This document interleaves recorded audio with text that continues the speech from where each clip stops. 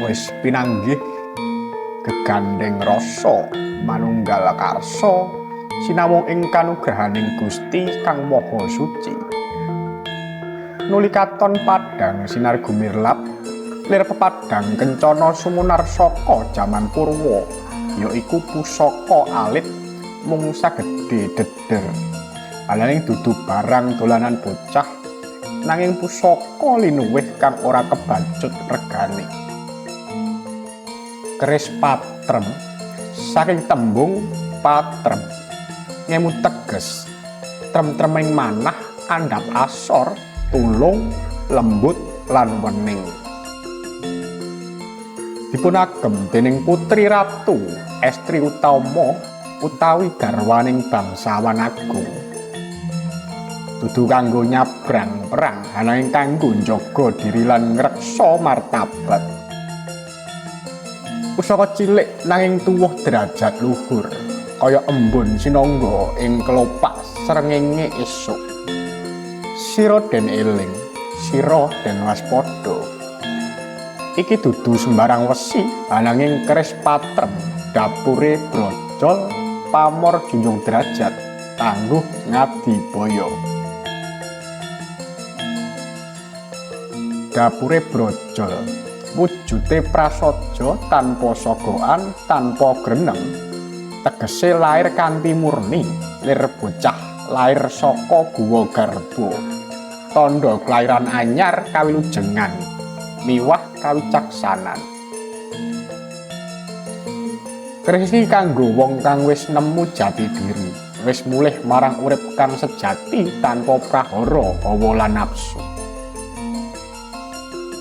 Pamore junjung derajat lir pucuk gunung ngungkuli mega ngembang saka ngandhap munggah dhuwur nuntun diri gegayuh kamulyan. Sesrate keris iki maringi berkah kang dhuwur derajat nderek tuwuh martabat mundhak pangkat nanging tansah sinarawung kebecikan lan andhap asor. Awit derajat sejati iku mung dipepanjening Gusti. Lan tangguhe Ngadibaya. Tanah asal saking Ngadibaya, bumi kang kasirat kaweruh lan laku. Wesi tuwa, banyu tapel, geni rasa kabeh nyawiji. Padhang peteng wis dilakoni, pusaka iki gadah sifat waskita tumrap kang nyekel. Bisa nuntun urip, bisa rumangsa sadurunge kedaden, kawijayan lan pangreksa dadi kelambuing wayah. Wong kang ngemong keris iki yen ngugemi dawuhing batin bakal ginayuh kamulyan tanpa ngudi paksa. Karisma katon, penggalih jembar, tindak tumindake tansah dipun hormati. Becik kanggo kang membangun usaha nyambut damel utawa kang nyepuh laku spiritual amarga keris iki nyawiji karo niat suci. Keris patrem brojol junjung derajat kanggo Ngadibaya dudu mung pusaka ananging pepadhangan dalan urip.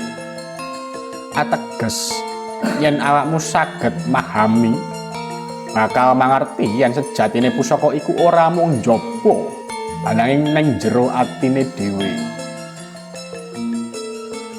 Wis cetha, wis makerti.